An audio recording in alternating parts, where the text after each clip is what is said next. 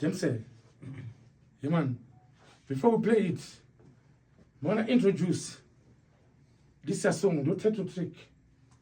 The Obamarango Boys. The Ubulem 21 September. You know, the channel watch Korea kutyoro.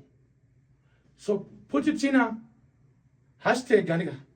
Over on your TYORO. Kutyoro. Channel watch Korea. So big up team and the producer title track. You man, you have to bust it up. Kufaka na kufenda boys.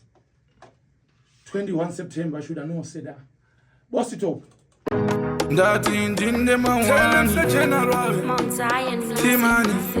I want to king me mon new school. 1001. Did you know much good at our school? Konso wemu kuzi. Vada kubudiro amkoro. Kufaka na kufenta.